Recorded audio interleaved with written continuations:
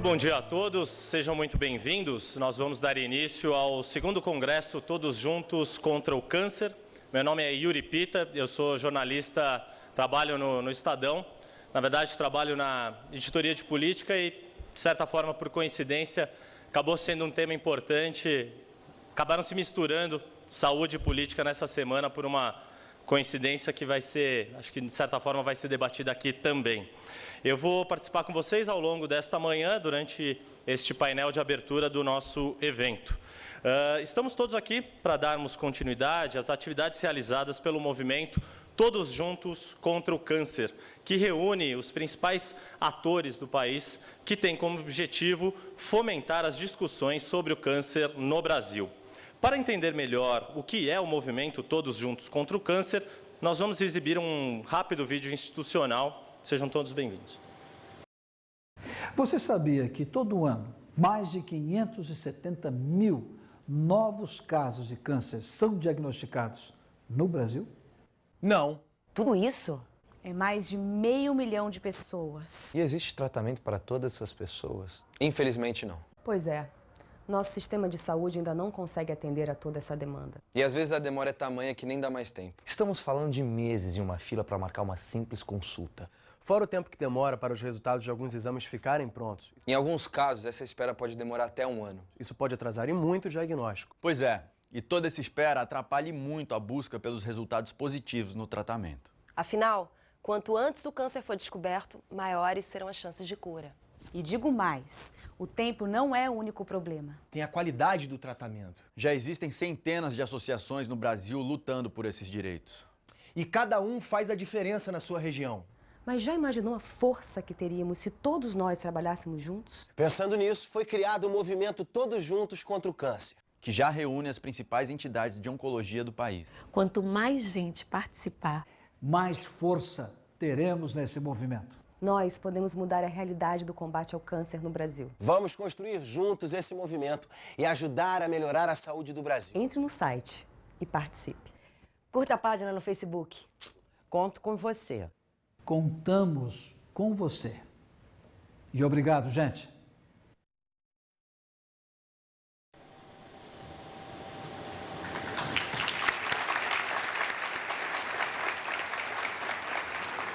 Como nós vimos, o movimento Todos Juntos contra o Câncer teve início em 2014, quando um grupo de líderes de mais de 50 instituições rompeu paradigmas e identificou a oportunidade de potencializar seus esforços por meio da iniciativa colaborativa. Entre as estratégias do movimento estão fortalecer a rede composta por associações e instituições que atuam no segmento da promoção da saúde e da oncologia, provocar discussões e mobilizar pessoas, além de estimular a colaboração para minimizar a burocracia, ampliar a assistência e humanizar o atendimento das pessoas com câncer no Brasil. Hoje, no país, são diagnosticados 577 mil novos casos de câncer por ano. Existem centenas de entidades de saúde engajadas em conseguir melhores condições de tratamento para esses pacientes, porém, individualmente, as mudanças e conquistas seriam mais lentas. No primeiro congresso, que aconteceu em setembro de 2014, tivemos uma importante conquista, a Declaração para a Melhoria da Atenção ao Câncer no Brasil. Este documento, eu tenho uma cópia dele aqui em mãos, reúne as principais demandas oncológicas a partir de lacunas em promoção da saúde, diagnóstico, tratamento, cuidados paliativos e gestão na atenção oncológica. Este documento foi aberto para consulta pública e foi entregue em mãos do ministro da Saúde, Arthur Quiroro, em 24 de julho de 2015, com apoio de mais de 18 mil assinaturas. Também receberam a declaração outros órgãos vinculados envolvidos na área, como a Anvisa, a Agência Nacional de Vigilância Sanitária, o CONEP, Comissão Nacional de Ética em Pesquisa, a Frente Parlamentar do Câncer, entre outros. Agora, o movimento passou a monitorar as ações do governo, para garantir que, de fato, as leis sejam cumpridas e os pacientes tenham acesso aos seus direitos. O segundo congresso Todos Juntos contra o Câncer reúne, mais uma vez, líderes da área da saúde para, juntos, definirem as prioridades no atendimento humanizado, mapear as melhores práticas, fomentar as colaborações na rede de atenção à oncologia, discutir a implementação da Política Nacional para a Prevenção e Controle do Câncer, e ampliar a exposição do segmento em todo o país. Por isso, queremos agradecer a presença de todos vocês, médicos, profissionais de saúde, líderes políticos, ativistas, jornalistas, pacientes, que juntos discutirão nestes 2 dias as políticas públicas relacionadas à saúde e definirão ações colaborativas para o combate do câncer. Nós queremos agradecer também o apoio de todas as ONGs, as instituições e as empresas apresentadas aqui nos nossos telões, que apoiaram desde o início todas as ações do movimento Todos Juntos contra o Câncer e a realização deste grande congresso que damos início agora. Ao estimular a discussão sobre temas ligados ao universo da oncologia no Brasil, o 2º Congresso Todos Juntos contra o Câncer espera contribuir cada vez mais para a eficácia, fortalecimento e sucesso da rede oncológica no Brasil. Eu gostaria de pedir a todos, antes de tudo, um recado, pedir que todos deixem os seus celulares no modo silencioso e também pedir a todos que, neste momento, se levantem para a execução do hino nacional, que será entoado por Biba Shuki.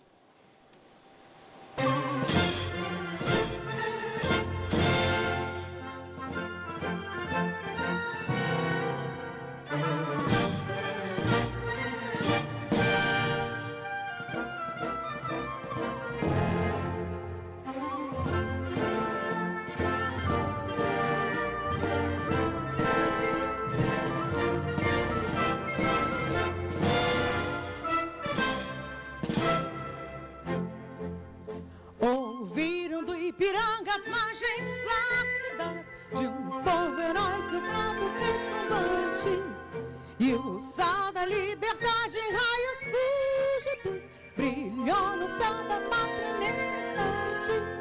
Se o penhor desfigurante conseguimos conquistar com abraço forte, em teu seio a liberdade desafia o nosso peito à própria morte. Ó pátria amada, salve, Brasil, um sonho intenso, um raio vívido de amor e de esperança, a terra desce. Sim, teu formoso céu risonho e límpido, a imagem do cruzeiro resplandece, gigante pela própria natureza, és belo, esporte, pálido, conosco. Se o teu futuro espelha essa grandeza, é entre outras meias do Brasil, a pátria amada, os filhos deste sol, as mães, gente, pátria amada, Brasil, deitado eternamente em berço esplêndido, ao som do mar, a luz do céu profundo, fulgurosa Brasil, floral da América, iluminado ao sol do mundo. Dói a terra, mas da vida, seus sonhos lindos campos, temos flores, nossos pastos, temos vida, nossa vida no teu seio, mais amor. A pátria amada, salve, salve, Brasil de amor eterno, seja símbolo. Olá, Barucas, fitas estrelado, e digo verde claro dessa fórmula, faz no futuro glórias no passado, mas se ergues da justiça clava forte, verás que o filho teu não foge a luta, nem tem ninguém te adora, a própria morte é adorada, entre outras cenas pro Brasil, a pátria amada, os filhos deste sol, as mães, gente, pátria amada, Brasil.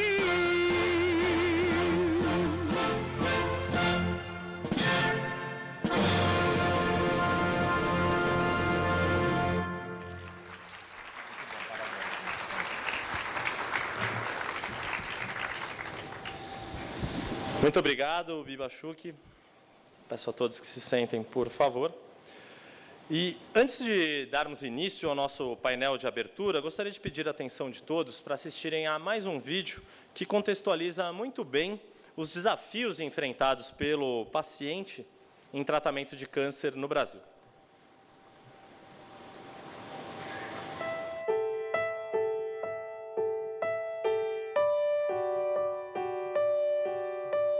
Um diagnóstico de câncer sempre é muito difícil, porque a gente aprende que o câncer é uma doença que mata. Imagina com o filho, né? A gente saber uma notícia dessa, que um filho da gente vai passar por esse tratamento e a gente assim, não sabe o que pode acontecer, né? Eu falei assim, eu vou morrer, o meu cabelo vai cair. Aí eu comecei a pensar nos meus sonhos. Isso foi tudo muito rápido.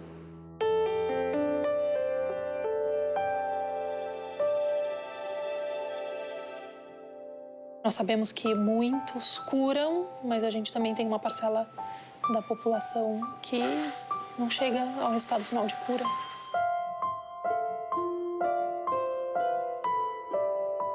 O câncer traz duas dores muito grandes, as dores físicas e a dor emocional.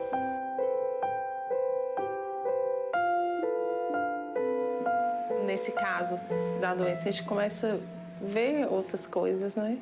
Ver o ser humano mesmo. A valorizar, né? A vida.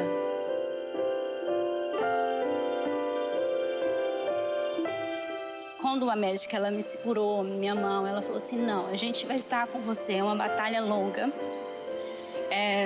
não é fácil, mas eu estou aqui, vai ter um monte de gente com você, vamos lutar por você. Eu ergui a minha cabeça e falei assim, tá bom, o que a gente tem que fazer? As necessidades de um paciente com câncer, é prioritário ele conseguir um tratamento adequado e logo, que a doença não espera. Eu descobri essa doença através de um exame de rotina que eu fui fazer no ginecologista.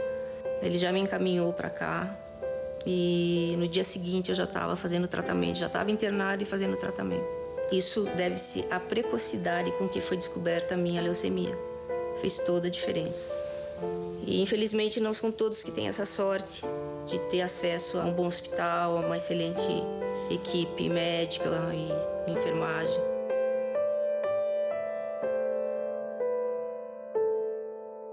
O problema que eu acho hoje é o paciente chegar nesse hospital terciário. Ele passa em vários postos de saúde, ou às vezes ele não consegue um atendimento.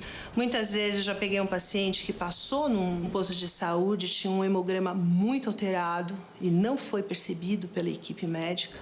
Então, falta o atendimento básico, ou estrutura, ou conhecimento, ou os dois.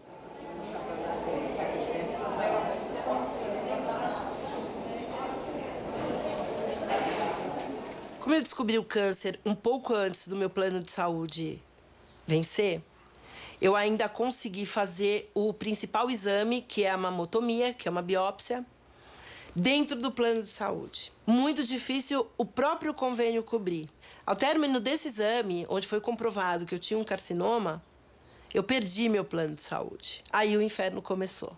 Eu procurei uma UBS e ouvi na UBS que seria muito difícil me encaminhar porque meus exames eram particulares. E eu não conseguia entrar no SUS por meios normais. Se eu estivesse nesse trâmite hoje, provavelmente eu estaria ainda na fila para um exame. Eu já não estaria operada.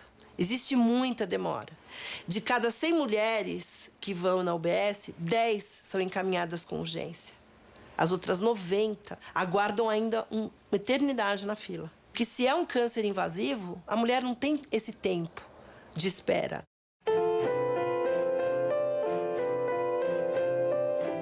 E a partir do momento que o paciente tem um diagnóstico de câncer, ele tem 60 dias para começar o tratamento. Só que até ele chegar nesse diagnóstico, ele vai no posto de saúde próximo da casa dele, não tem médico. Você vai marcar um exame para daqui 2 meses, você vai marcar um especialista, demora 2, 3 meses e volto a dizer, a doença não espera.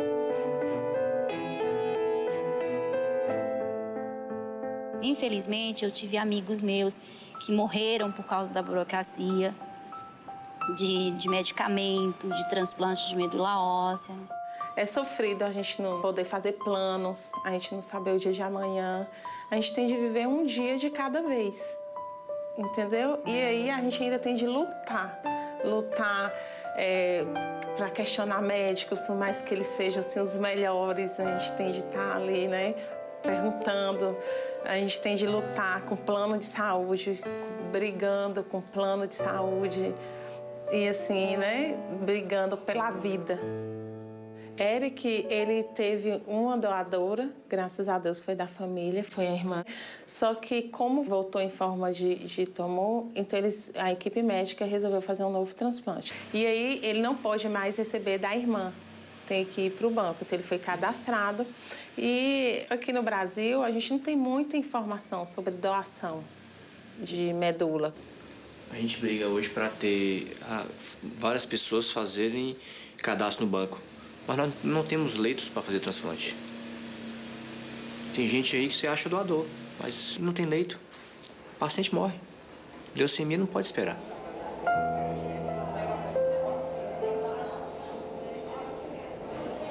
Recentemente eu tive um erro que minha vida ficou por um fio. Eu fui tomar um antibiótico, mas na hora de aplicar, eles trocaram a ficha. Eu acabei tomando uma quimioterapia com 2 anos depois. E essa quimio, ela me derrubou, assim. Claro, eu fui pra UTI, meu rim parou de novo.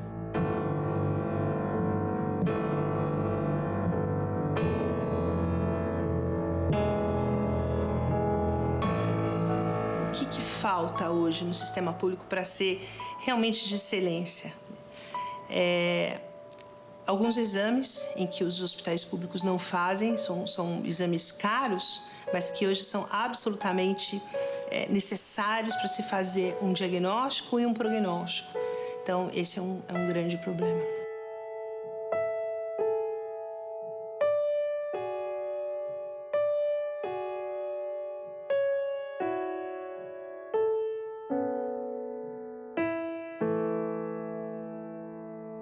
É necessária uma rede, nós nos completamos.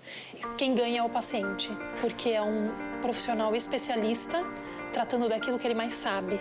Cada um vendo a sua parte e se completa para dar o melhor tratamento para o paciente. Eu acho que é um time, não é só o médico, o enfermeiro ali. É toda uma equipe multidisciplinar. Eu acho que todos juntos mesmo. Políticos, profissionais de saúde, empresários que possam ajudar, a família, o próprio paciente. Todo mundo deveria ter acesso ao mesmo tipo de tratamento. Não deveria existir o privilégio. Ninguém escolhe ter oportunidade.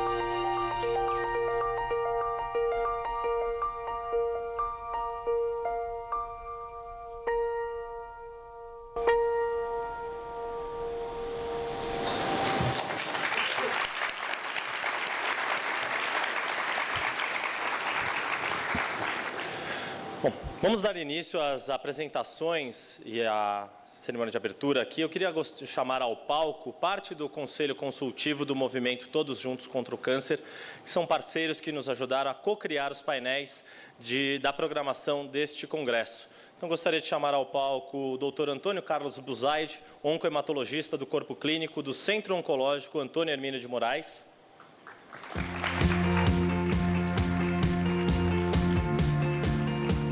Mônica Andrés, vice-diretora da Aliança de Controle do Tabagismo, ACT+.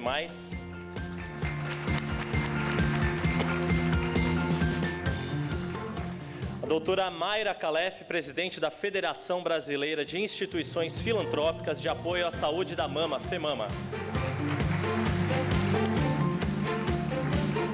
Dr. Wilson Leite Pedreira, diretor executivo do Centro de Oncologia e Hematologia do Hospital Albert Einstein. Doutor Eduardo Veltman, presidente da Associação Brasileira de Radioterapia.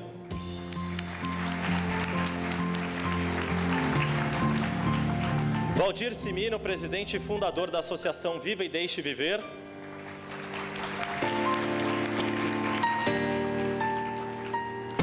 Regina Vidigal Guarita, presidente da Arte Despertar. Dr. Alfredo Scaff, epidemiologista e consultor da Fundação do Câncer.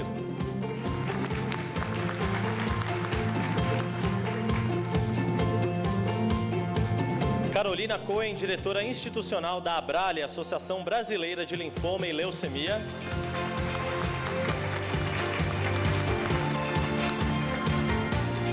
E Merula Stigal, presidente da Abrale, Associação Brasileira de Linfoma e Leucemia.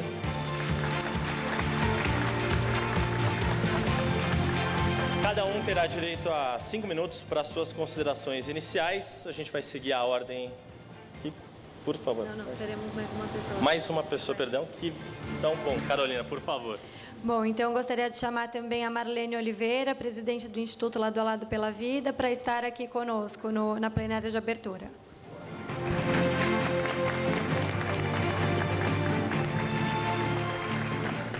Bom, queria chamar primeiramente, por favor, doutor Zaid, está lá longe, fica à vontade. Bom dia a todos. O Brasil hoje enfrenta uma crise política, uma crise financeira recente. Mas a crise da saúde, entretanto, existe desde Cabral. O abismo que existe entre a medicina privada e a medicina pública não tem precedência. E para nós é motivo de vergonha como brasileiros.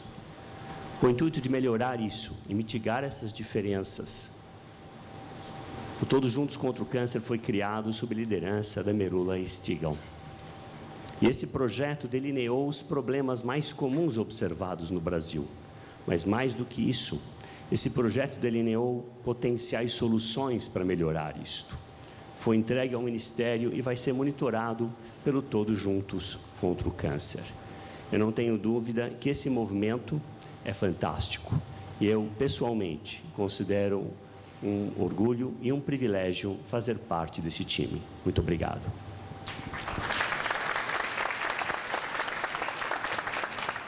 Bom dia a todos e todas. Faço minhas as suas palavras, né, doutor Buzaide, dizendo que é um movimento que cresce e se fortalece a cada dia. Então, é importante que vocês participem ativamente disso. Eu represento aqui a Aliança de Controle de Tabagismo e Saúde, que é uma organização não governamental focada na prevenção e controle do tabagismo e dos demais fatores de risco para as doenças crônicas não transmissíveis, entre elas o câncer, né? Então, trabalhando por políticas públicas que sejam efetivas para o controle do tabaco, para o controle do uso abusivo do álcool, para reduzir o sedentarismo e os índices também de má alimentação e obesidade, que são fatores causadores e agravantes de vários tipos de câncer.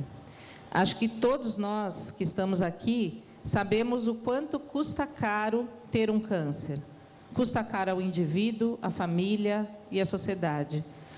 Ao indivíduo custa, e à sua família, né? Custa, na verdade, noites sem dormir, dias sem esquecer, custa empenho, custa perseverança, esperança. E também, para além disso tudo, há um custo crescente do tratamento de um problema crescente. São mais de 500 mil casos no Brasil a cada ano, um aumento de 20% na última década no mundo todo. E nós sabemos que, então, é necessário, sim, trabalhar para que se amplie a detecção precoce do câncer, assim como o acesso ao tratamento. Mas, além disto, também é importante olhar para as causas do câncer. Muitas dessas causas são preveníveis.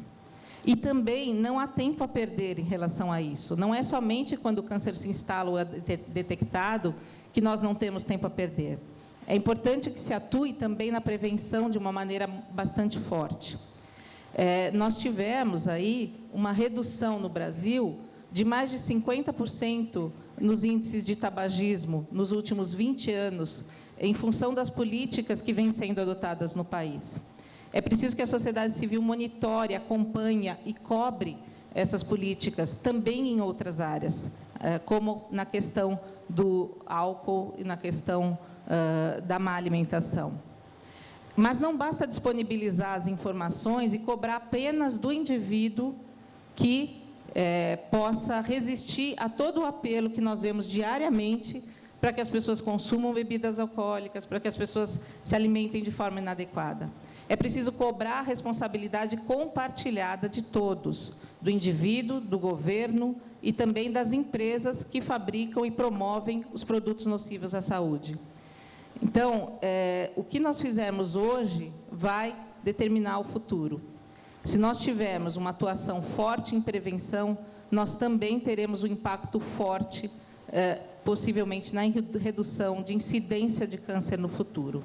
Então, esse é o nosso recado, né, que trabalhamos basicamente com prevenção e promoção da saúde. Eu gostaria de aproveitar também a oportunidade para convidá-los a assistir amanhã um painel às 15 horas, que vai debater esse tema. Prevenção, promoção de saúde e câncer, o que podemos fazer juntos. Nós vamos receber um convidado internacional, que é Jeff Collins, é um pesquisador escocês, que vai falar um pouquinho sobre a questão de conflito de interesses e impacto na saúde. E teremos também especialistas nacionais que vão falar um pouquinho sobre a prevenção dos fatores de risco das doenças crônicas não transmissíveis. E, mais uma vez, eu quero agradecer pela oportunidade de estar aqui, parabenizar a todos, parabenizar especialmente a Merula, né, que incansavelmente trabalha para que esse congresso aconteça, junto com toda a sua equipe e todos os nossos colegas aqui, membros do Conselho Consultivo e todos que participaram de alguma forma para que isso fosse possível. Obrigada. Bom dia. Meu nome é Mayra Calef, sou mastologista e enfrento todo dia essa questão da diferença de oportunidade entre o paciente que tem convênio, o paciente que não tem convênio, o paciente que tem acesso, que tem informação e aquele que não tem. Eu aqui represento mais de 58 instituições que já lutam nessa causa pelo câncer da mama há muito tempo. O IMAMA, de onde eu venho, no Rio Grande do Sul, tem 23 anos já levantando essa questão da conscientização e mais do advocacy, da defensoria dessa causa. Nós precisamos fazer com que isso seja um problema de todos. A nossa agenda nacional da FEMAMA, ela é discutida anualmente e vocês podem ver que já tivemos aí várias conquistas, lei da mamografia, lei dos 60 dias, lei das drogas orais, temos projetos de lei em andamento, que é o projeto de lei de 30 dias para a obtenção do diagnóstico em qualquer tipo de câncer e projeto de lei de incentivo à pesquisa clínica, que é um grande problema no nosso meio. Na verdade, o que a gente pretende com esses projetos de lei é acesso rápido ao diagnóstico e o tratamento adequado. Nada mais do que isso. O que já está escrito na Constituição. Só que precisa ser rápido e precisa ser adequado. Então, se até agora nós não conseguimos fazer com que a lei dos 60 dias valha para todo mundo, e talvez nós precisamos falar isso muito mais, e 60 dias para certos tipos de câncer é demais, a gente sabe disso, mas despertou essa ideia que o câncer não espera, que nós temos que estar unidos, e por isso eu tenho um super orgulho, aqui representando a FEMAMA, de fazer parte desse grupo, porque eu só acredito que um grupo de pessoas interessadas é que podem mudar essa realidade. Em 2014, nós fizemos uma grande campanha falando do tempo corre contra. Em 2015, por mais tempo para aquela paciente metastática. Eu acho que em 2016 nós temos que bater, e o tempo do SUS, e o tempo do paciente com câncer. Que tempo é esse? Hoje em dia está na mão da gestão pública, quanto tempo para a política nacional, que é uma política nacional exemplar, quanto tempo para que ela saia do papel, quanto tempo vai levar para a saúde nesse Brasil ser uma prioridade, como é em outros cantos do mundo, E quanto tempo o paciente ainda vai ter que esperar para ver os seus direitos já adquiridos respeitados? Quando o assunto é câncer, o tempo é decisivo. E estamos todos juntos contra o câncer. E eu acredito nesse movimento.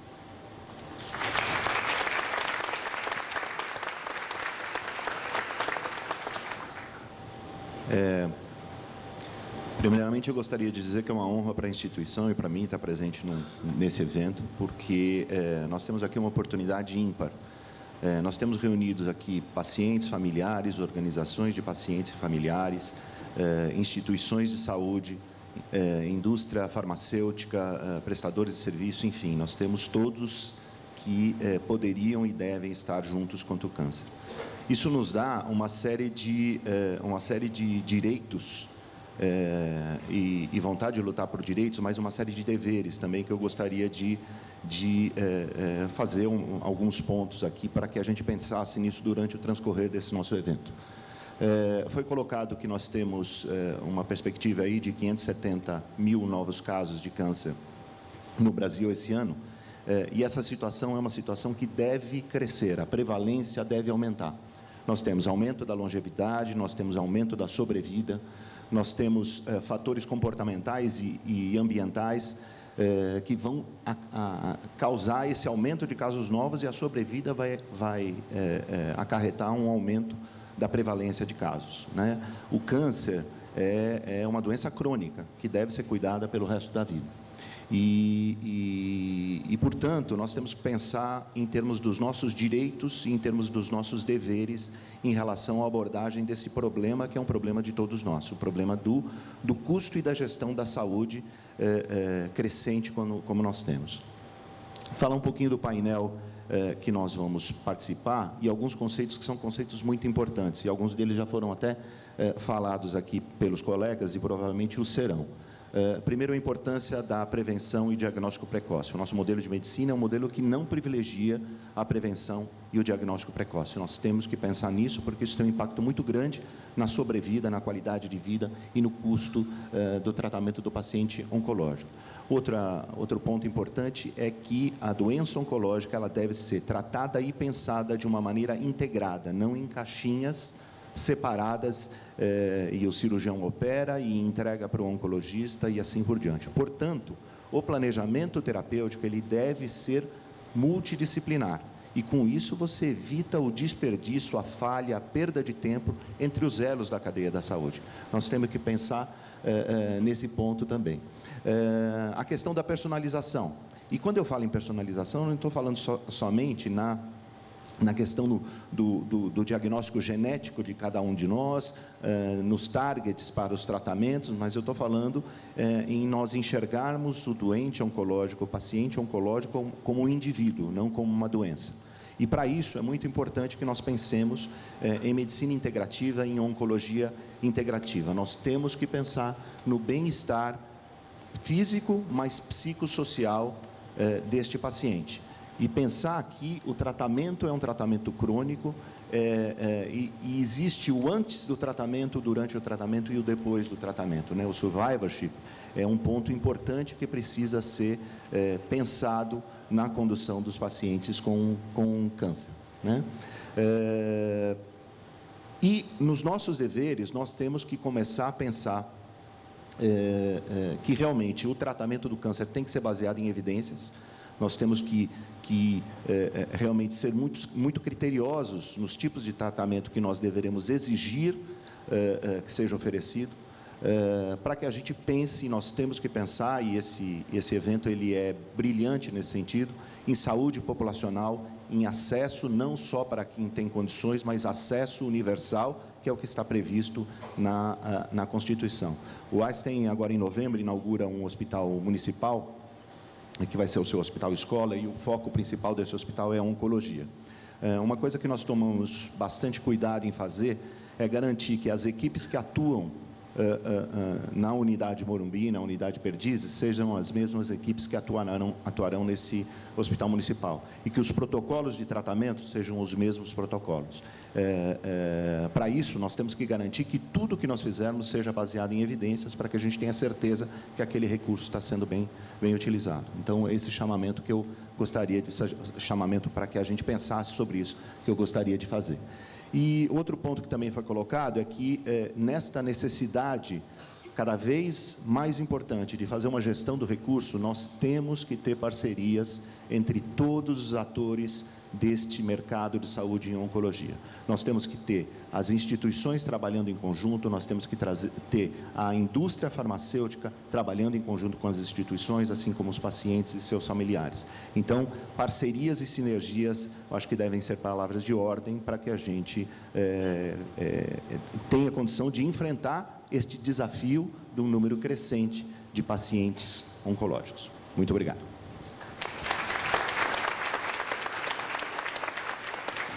Bom dia.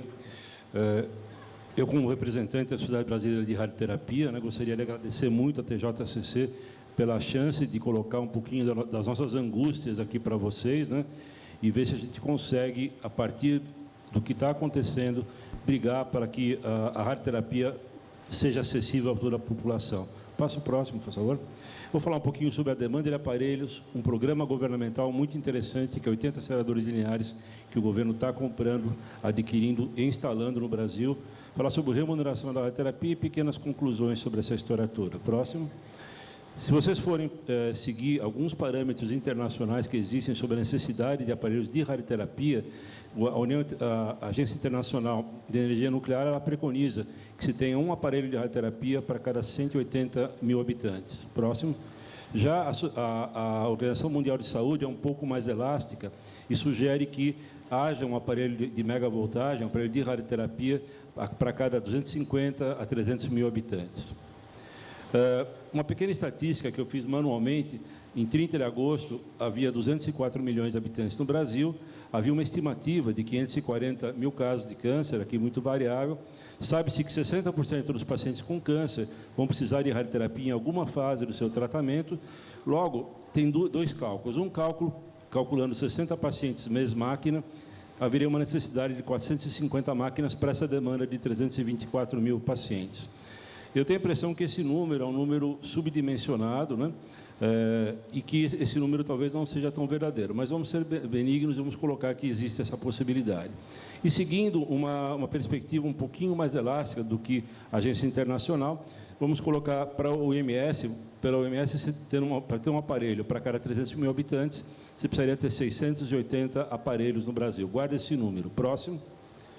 O que nós temos? De uma maneira geral, se você pegar todos os aparelhos de radioterapia do Brasil inteiro, independente de ser dedicados para SUS, convênios, pacientes privados, nós temos hoje 357 aparelhos distribuídos pelo Brasil. Eu fiz uma conta para cada uma das regiões do Brasil pelo número de habitantes, quer dizer, a disponibilidade de aparelhos para cada 300 mil habitantes. Vocês veem que onde chega perto do 1, que seria o ideal, seria a região sudeste, onde tem um aparelho, o percentual seria 75% do desejável. Se você pegar o Brasil como um todo, 0,54%, quer dizer, 54% do desejável, logo temos a metade dos aparelhos que seriam necessários para o Brasil. Próximo. Se você vai atrás das estatísticas do SUS, pegando os aparelhos que eles elencaram como sendo aparelhos que prestam serviço ao SUS, se bem que esses aparelhos não são aparelhos dedicados ao SUS, grande parte deles não são dedicados, grande parte deles trabalham tanto para a iniciativa privada, como para convênios, como para o SUS também. Você vai ter que nós temos, no Brasil inteiro, 269 aparelhos, logo uma razão de 0,4, quer dizer, 40% das necessidades dos pacientes do SUS são atendidos por aparelhos de radioterapia. Norte, se você for para o norte, for para algumas regiões outras do país, 15%. Nordeste, 30%. Quer dizer, de repente, você tem, além de ter uma distribuição muito heterogênea de aparelhos por população, no Brasil falta pelo menos 60% a mais aparelhos. Quer dizer, nós temos só 40% do que seria necessário. Próximo. programa governamental. Esse programa governamental foi muito interessante. Na verdade, ele surgiu através de uma demanda do TCU, né, que mostrou que havia aquela defasagem imensa, né, de serviços de radioterapia, de aparelhos de radioterapia para a população, e uma iniciativa muito louvável foi esse programa dos 800 aparelhos. Próximo. O que está acontecendo hoje? Quer dizer, vamos falar no final de agosto do ano passado. Tá? Eu fiz entrei na internet, entrei no site do Ministério da Saúde, né? De todos os aparelhos, 80 aparelhos que foram homologados nessa portaria 931 de 10 de maio de 2012, portanto, há 2 anos e meio atrás, apenas 0 aparelhos foram colocados em funcionamento até o momento. Obras iniciadas 3, liberação homologada 1 e assim por diante. Quer dizer, até o momento, nada aconteceu do ponto de vista mais sólido na hora que você vê esse programa governamental. Próximo. Informações de cocheira, quer dizer, informações por detrás, temos que aparelhos instalados e funcionando hoje, 0 desse programa. Até o final do ano teremos um aparelho funcionando lá no Nordeste, instalado por esse programa, e existe uma perspectiva, sim, de no ano que vem termos mais 20 aparelhos instalados por todo o Brasil. Próximo. E aqui está o nosso grande problema. Nosso grande problema não é ganhar aparelho de graça. Nosso grande problema é como esse serviço é remunerado. Se vocês pegarem, aí eu estou sendo benigno, eu parei em agosto, né? A evolução dos custos, né, do Brasil, você vê que o salário mínimo aumentou 54%, IPCA 39%, dólar 100%, energia elétrica 57%. O reajuste SUS da remuneração da radioterapia nesses 5 anos foi exatamente 0.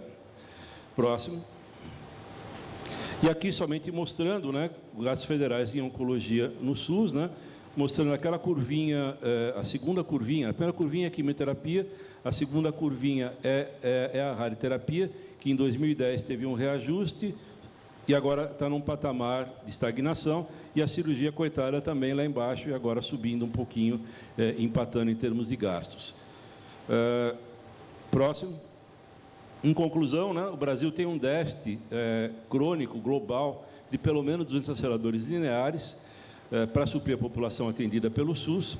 O programa de 80 máquinas de implementação é louvável, mas insuficiente na medida em que não vai repor nem a metade das nossas necessidades, colocando que nós precisamos pelo menos mais 200 aparelhos para atender o SUS no Brasil. Além disso, o ritmo de incorporação, pelo que nós estamos vendo, até agora, nenhum aparelho funcionando, até o final do ano 1, talvez no começo do ano que vem, mais 3, e até o final do ano que vem, muito positivamente pensando, teremos 20 aparelhos funcionando, e a remuneração por procedimentos é totalmente insuficiente e tende a se tornar catastrófica, na medida que nós temos ritmos de inflação atuais e de recomposição de perdas muito acima do que a gente está sendo reajustado.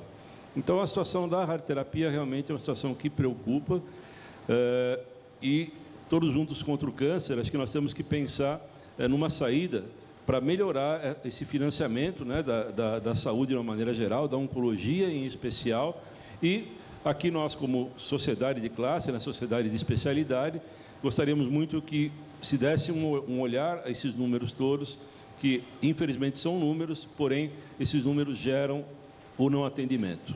Obrigado.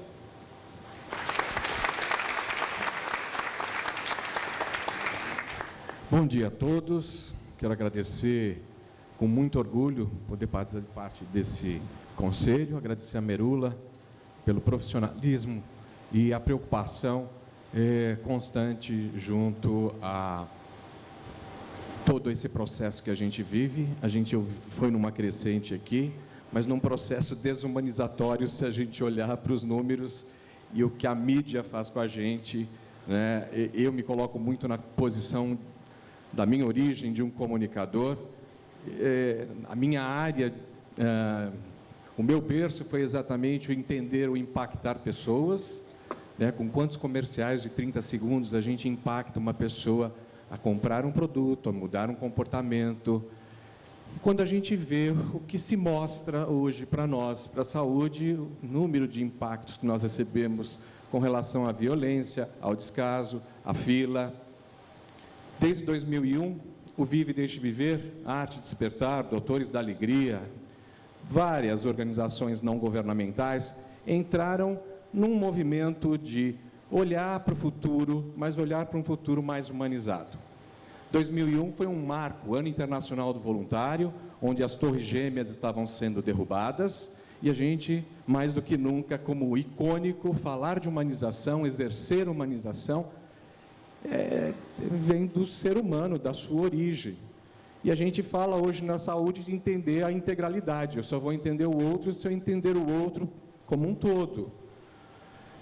A gente não faz isso, né? É tudo muito rápido. 2003, nasce a política de humanização de um programa também instaurado em 2001. São algumas datas simbólicas para a gente falar onde é que começa essa tal de humanização. Lá na caravela de Pedro Álvares Cabral, né, na origem do mundo. Quer dizer, da onde vem esse processo onde hoje nós vivemos uma desumanização, um esquecer do outro, né? Nós estamos vivendo a era do ter em detrimento do ser.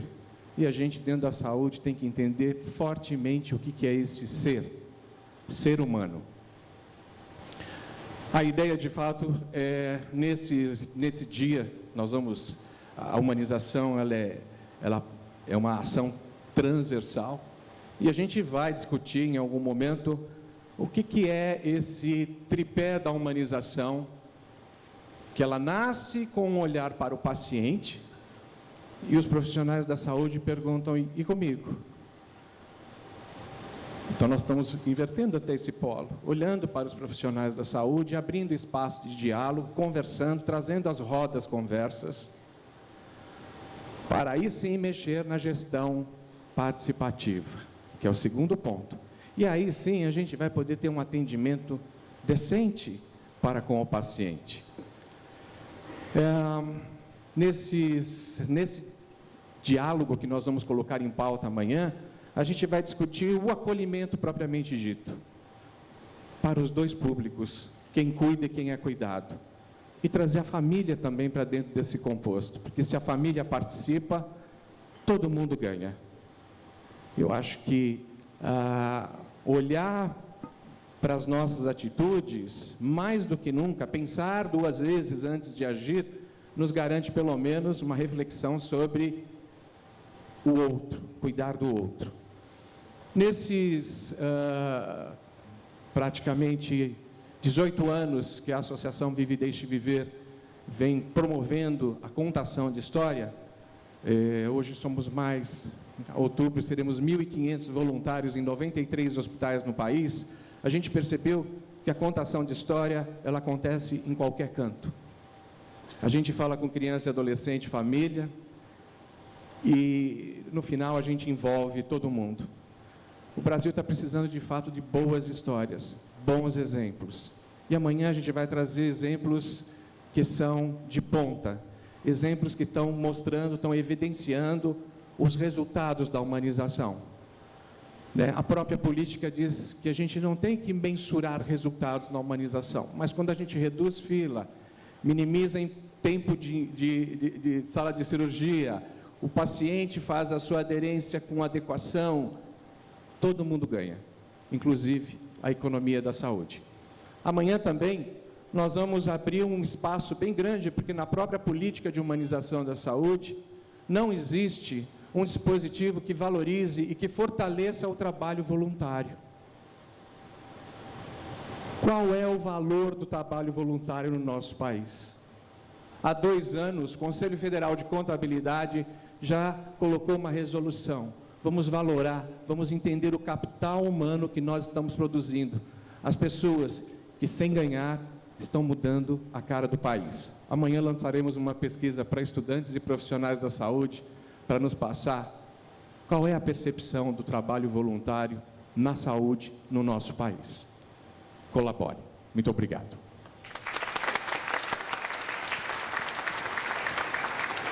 Bom dia. Em primeiro lugar, quero agradecer a Merula por me permitir fazer parte aqui desta equipe, deste conselho consultivo e também de deixar a Arte Despertar participar disso também. Agora, Valdir, nós estamos juntos nessa conversa. A nossa proposta aqui é bem diferente das outras que nós ouvimos até agora, e ela fala profundamente sobre a humanização, sim, na área da saúde. E este tema é bastante abrangente. Enquanto, Valdir, estou tomando aqui a sua fala para ser a minha também, no sentido de que, enquanto o voluntário é uma figura importante nessa área, a Arte Despertar olha o profissional da saúde como um ser importante, sim, na recuperação da saúde do paciente, na relação dos indivíduos dentro da área hospitalar. Bom, na verdade, o ano passado, após o Congresso de 2014, aliás, originou-se aqui a declaração. E, junto com a declaração, originou-se também o que nós todos estamos vendo aqui o tempo todo, a hashtag movimento TJCC. E isto virou uma mania para todos nós que participamos disso, né? E o movimento implica em quê? No andar, no conquistar, no inspirar, no fazer acontecer. Então, isso é da maior importância e esta é a grande conquista do ano passado para este ano, né? Inclusive o próprio logo, né, Valdir? E que vocês veem aqui estampado em todos os painéis e que são pessoas. Elas têm um núcleo e elas vão se expandindo. Isso é um movimento de agregação, todos juntos contra o câncer. Isso existe e faz parte das nossas vidas. E para a Arte Despertar, o que foi importante em relação a essa declaração criada, né? Foi justamente o tema educação permanente. E eu quero pontuar aqui um pouquinho para vocês o que deste tema fez importância. E vou trazer exatamente vamos dizer, a estrutura que se encontra na declaração. A situação atual, nós estamos falando, então, de educação permanente e de profissional da saúde. E eu trouxe minha colinha para seguir à risca o que essa declaração tão importante nos trouxe de, vamos dizer, de ajuda e de, vamos dizer, empenho. A situação atual em relação ao profissional da saúde, qual é? As políticas públicas, são muito poucas as políticas públicas que falam da formação do profissional da saúde, da atualização deste profissional da saúde, estes que atuam no SUS, né? E depois, o que mais acontece? A falta de saúde deste profissional. Este profissional que enfrenta situações complicadas no seu cotidiano, né? E é o excesso de trabalho, é o acúmulo de responsabilidades e que, no fim, acarretam um estresse perigoso, físico e mental. E o que acarreta também numa falta, né, ao trabalho e uma rotatividade, né? Agora, este cenário todo é perigoso e ele é uma ameaça. Por quê? Dele faz parte o profissional da saúde, mas faz parte quem também? O próprio paciente, que não vai receber um tratamento adequado, o que vai influenciar a sua recuperação da saúde, a sua satisfação como um cliente, não é? E este item precisa ser bastante observado, não é? Agora, aonde nós queremos chegar? Continuo falando sobre esta própria declaração e os itens ali estruturados, não é? Nós queremos, então, que exista um número maior de profissionais da saúde para que eles garantam uma assistência integral ao paciente de oncologia, na oncologia, não é? Queremos também uma capacitação permanente, porque ela, sim, é que vai prover um atendimento humanizado. Ao mesmo tempo, isto tudo tem a ver com a área de prevenção do câncer, com a área do diagnóstico, do tratamento, da reabilitação e dos cuidados paliativos. E o que queremos também, que é onde queremos chegar, é exatamente na redução do estresse e dos profissionais da saúde no seu ambiente de trabalho, né? E, finalmente, a humanização presente nestes ambientes e, justamente, na assistência à saúde. Agora, o que é que pretendemos fazer, não é? Capacitar os profissionais da saúde, equipe multidisciplinar da oncologia, porque aí sim o profissional conseguirá prover um atendimento adequado que falará aos pacientes e aos seus familiares. E também provocará uma interação profissional-paciente, e por quê? No entendimento, no bom entendimento, existe um convívio, inclusive, melhor com a própria doença. Também será necessário disponibilizar capacitações gratuitas, e por meio de ensino à distância e também de plataformas educativas. E, finalmente, produzir campanhas profissionalizantes de conscientização à jornada de trabalho e ao estresse dos profissionais da saúde.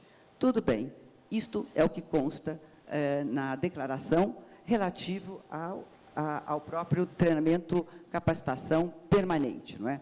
Agora, o que a Arte Despertar tem a ver com isso? Estamos aqui hoje num painel cuja pergunta principal é a seguinte: é possível prover um atendimento humanizado nos hospitais sem capacitar prioritariamente o profissional da saúde? Bom, então, esta e outras perguntas serão ali conversadas, discutidas, abordadas, e elas tratam de questões humanizadoras. Nos interessa falar sobre a implantação da humanização na área da saúde. Nos interessa falar sobre a profissionalização adequada do profissional da saúde. E que isso tudo venha trabalhar a favor do próprio paciente. Teremos, então, especialistas na área da saúde, na área da educação, e que irão falar sobre o fortalecimento do profissional da saúde através da sua formação, a avaliação destes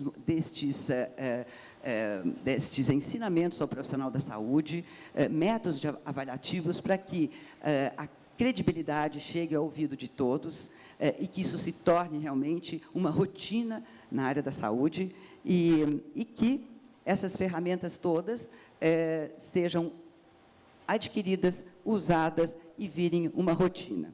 E eu termino aqui a minha fala falando o seguinte, trazendo uma frase, e ela é um paradoxo. E ela diz o seguinte: como levar a humanização para o paciente quando os próprios profissionais da saúde estão, a cada dia, mais sobrecarregados e profundamente desgastados com o dia a dia nos hospitais? Então, eu deixo vocês para essas reflexões e vou passar o meu microfone.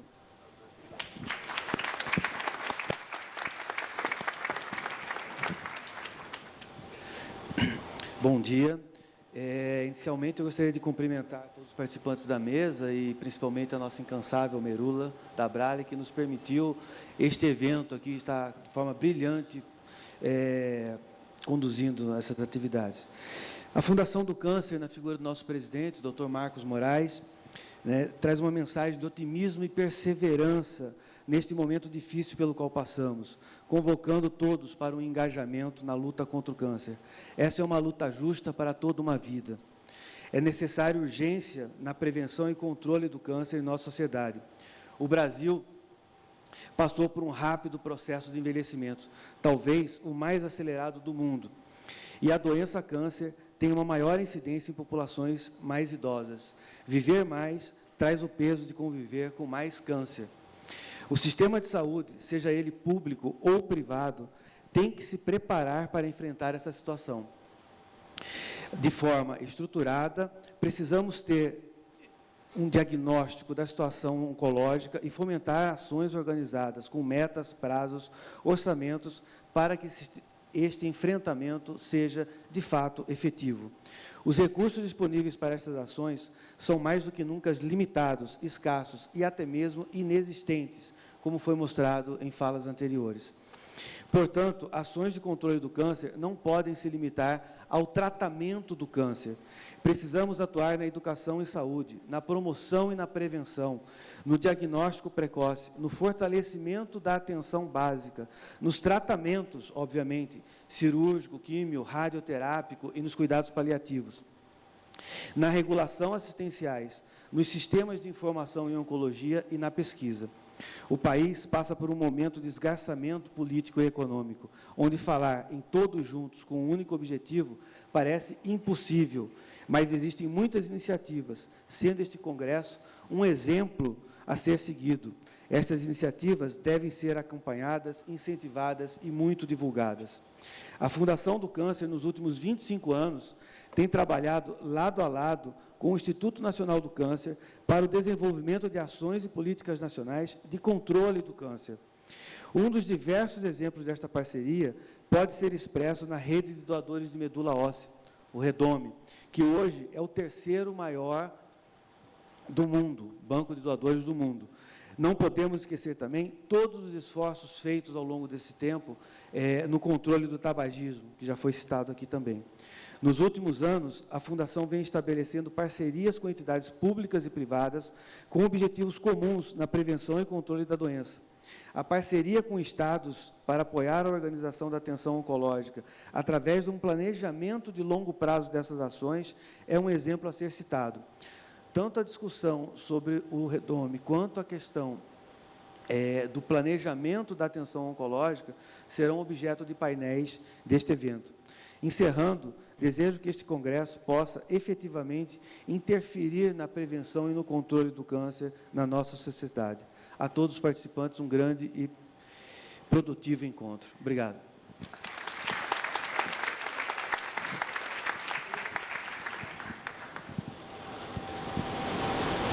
Bom dia a todos. Também gostaria de começar agradecendo a Merula. É inspirador poder todos os dias trabalhar lado a lado dessa pessoa brilhante e visionária. Então, obrigada. E agradecer à equipe também pela organização desse importante congresso.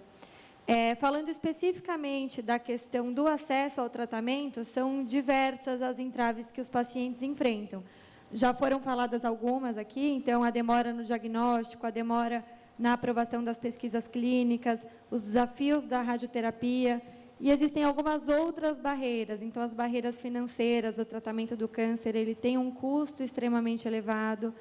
Falta de informação, muitas vezes o paciente não sabe quais são as opções de tratamento que ele tem para aquela doença, principalmente se aquele tratamento não tiver incorporado no SUS ou na ANS. Temos barreiras geográficas, então os principais centros de tratamento estão nos grandes centros urbanos e pacientes muitas vezes têm que viajar longos períodos para conseguir chegar nesses centros e ter acesso ao tratamento. E esses são assim as barreiras mais escancaradas, né? Nós recebemos relatos de alguns médicos que nos assustam bastante no sentido, né, de que eles nos contam que são às vezes pressionados pelos gestores dos centros de tratamento a não prescreverem um tratamento de alto custo para o paciente ou prescrever em doses muito menores do que o necessário para não onerar o orçamento do sistema. Nós recebemos relatos de médicos que são descadastrados dos planos de saúde porque prescreveram tratamentos de alto custo, ligações de pacientes desesperados porque o medicamento que eles usam está em falta e não tem previsão de chegada. Então, assim, são diversos os desafios que nós enfrentamos diariamente. O SUS, na teoria, ele é muito interessante, e eu acho que o que é muito interessante desse movimento é que nós não estamos querendo reinventar a roda, né? Então, nós queremos valer o que já foi colocado ali na teoria, né? Mas eu acho que se nós continuarmos investindo menos de 4% do PIB na saúde pública do Brasil, vai ser muito difícil nós conseguirmos avançar em todos esses pontos. Mas a mensagem que eu queria deixar aqui é que eu estou muito confiante de que todos juntos nós vamos conseguir, de fato, monitorar o sistema, monitorar as ações do governo, para a gente garantir que essas e outras lacunas que nós estamos falando aqui sejam resolvidas. E deixar um convite, nós da Abrale temos alguns painéis que nós estamos organizando ao longo desses próximos 2 dias, que vão debater muito essa questão do acesso ao tratamento. Então, é isso, muito obrigada.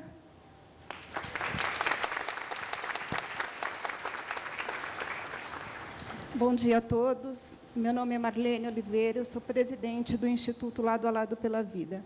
Em nome do Instituto Lado a Lado, eu quero parabenizar a Merula por conduzir de uma forma tão pessoal e brilhante esse movimento. Eu estou acompanhando esse movimento já há 1 ano e tenho ido nas reuniões, e para a gente do Instituto Lado a Lado é muito importante, e estamos envolvidos porque nós acreditamos que a única forma da gente mudar o panorama da saúde nesse país é todos juntos. E todos juntos mesmo, envolvendo todos os atores envolvidos nessa história e que cada um participe. Nós temos que aprender a trabalhar juntos. E isso a Merula nos permitiu, e eu estou muito feliz de fazer parte, Merula, desse movimento. O Instituto Lado a Lado, nós lançamos nesse país a campanha Novembro Azul, que é focada no câncer de próstata. E nós queríamos convidar todos vocês para estar presente amanhã no nosso painel, onde nós vamos discutir a saúde do homem no Brasil. E, como não podia ser diferente, uma mulher está conduzindo essa discussão no país. E, para nós, é muito importante trazer esse tema para dentro do Todos Juntos contra o Câncer. Então, eu só tenho a agradecer, e eu acho que todos juntos pode fazer a diferença. Obrigada.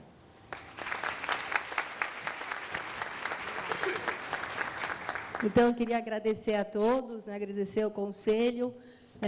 A gente tem aqui uma parte do nosso Conselho Curador, e é um prazer estar trabalhando em conjunto para acharmos soluções.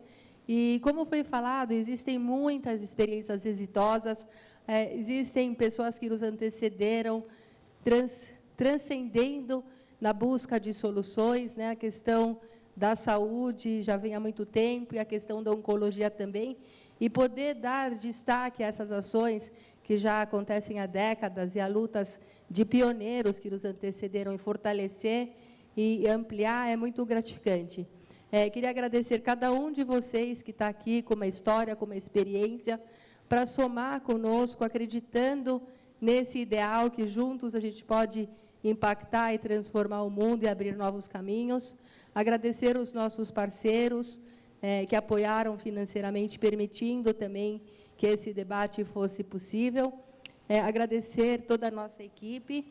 E a minha mensagem são algumas reflexões que eu gostaria sempre de, gosto de trazer. Quem me conhece pessoalmente sabe da importância que a fé tem na minha vida, e o quanto, no meu diálogo com os pacientes, para os profissionais da saúde, eu tento destacar a importância da fé, a importância de Deus no comando, para que a gente possa alcançar os objetivos. Então, na minha mensagem aqui, eu gostaria de estar trocando com vocês uma reflexão que aconteceu comigo.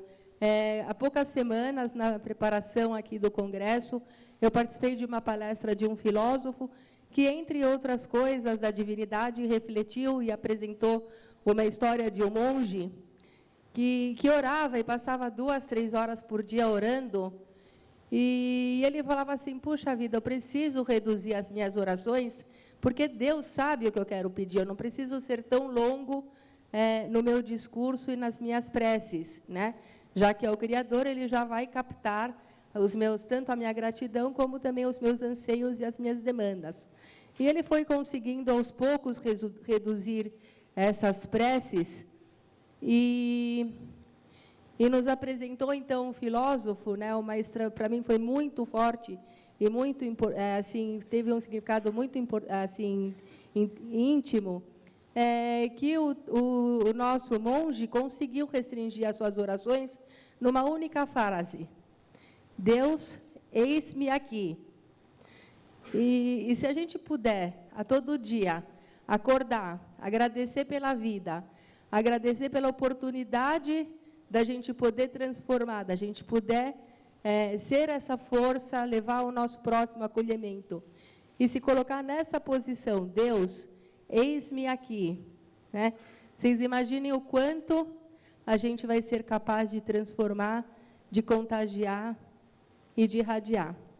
E nessas reflexões, continuava o filósofo, refletindo o que significava aquele Deus, eis-me aqui, né? E ele leu vários parágrafos daquilo lá que ele refletiu e escreveu no seu livro, mas dentre esses parágrafos eu vou pedir licença para ler um, para a gente refletir o quanto a gente ainda é minúsculo, mesmo tendo feito um trabalho tão incrível, cada um de nós aqui, quando a gente tem uma dimensão da grandeza da espiritualidade, o quanto a gente se torna pequeno. Então, onde estou? Eis-me no universo infinito que a tua inteligência suprema criou. Entre os bilhões e bilhões de galáxias, eis-me na Via Láctea. Contada em seus bilhões de estrelas solares, há um sol que nos sustenta ao viver. E é ele apenas uma quinta grandeza, mas nebulosas estrelas que costumam abrigar também o número assustador de planetas, alguns com seus satélites. Então, veja só a dimensão do mundo onde a gente está inserido e o quanto a gente, muitas vezes, se achando tão grande, a gente perde a dimensão dessa grandeza cósmica, né? E aí, para não continuar lendo, porque é bem comprida a reflexão, mas justamente nessa reflexão, do eis-me aqui, na Via Láctea, num país continental como o Brasil, numa cidade como São Paulo maravilhosa, que estamos aqui hoje, né, nessa oportunidade de trocas de experiências, de colaborações, de cooperações, de dar evidência no trabalho bonito que está sendo feito por cada um de nós, né, de inspirarmos uns aos outros.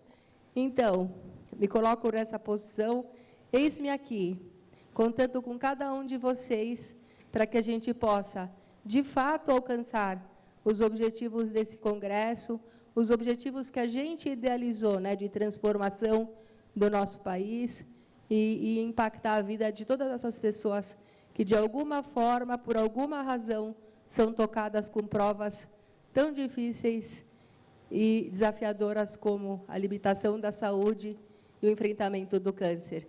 Obrigada por estarem conosco e vamos todos juntos contra o câncer.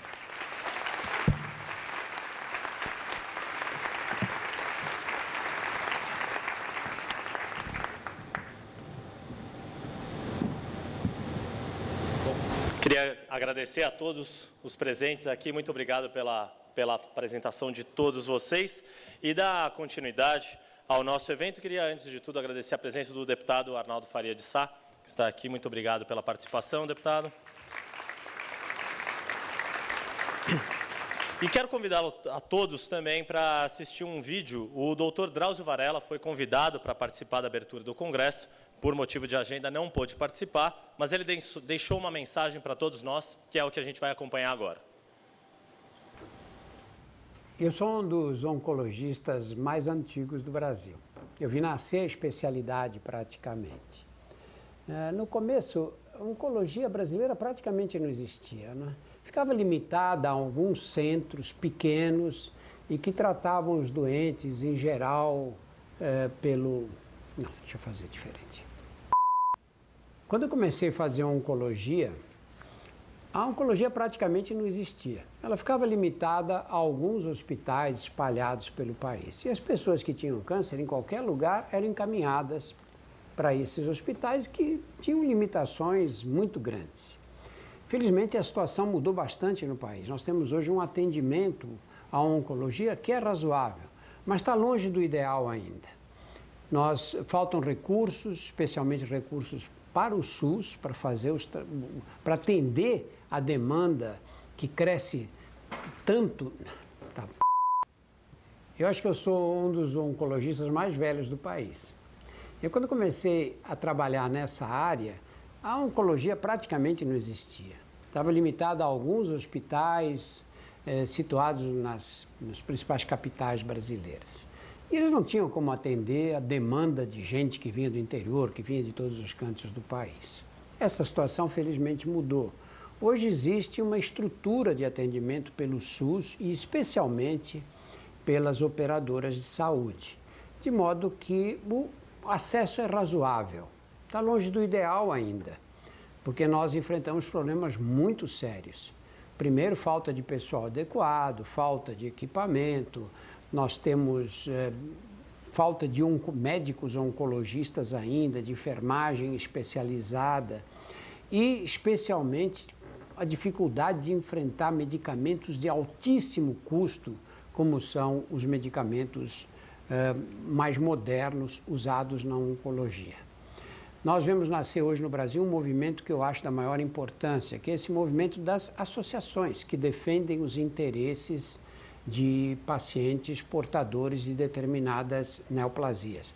Isso é um movimento muito forte no exterior, em vários países, e que no Brasil se torna aparente agora. Eu acho que há uma necessidade grande de haver uma união desses movimentos, de modo que nós possamos beneficiar os pacientes portadores de câncer.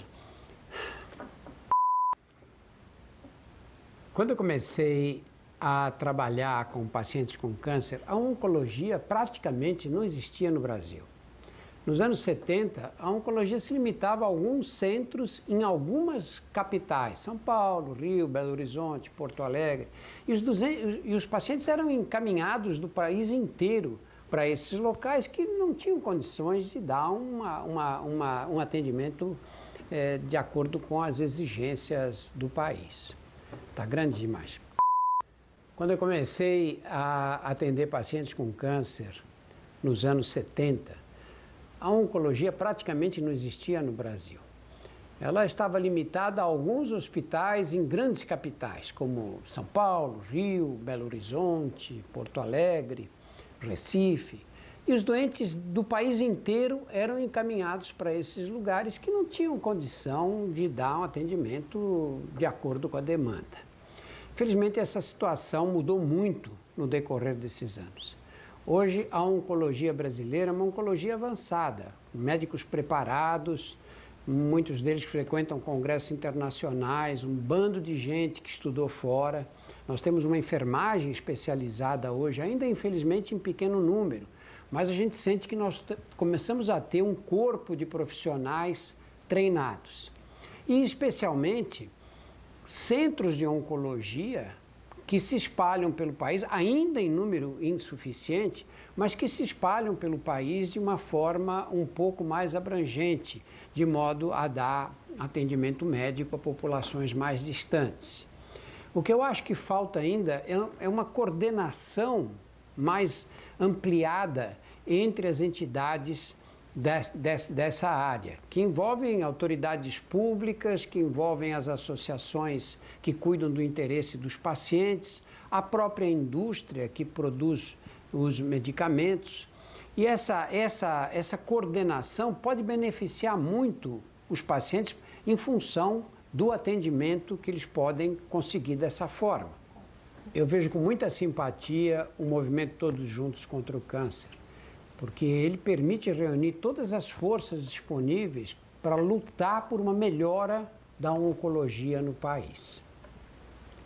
Muito obrigado, um abraço a todos.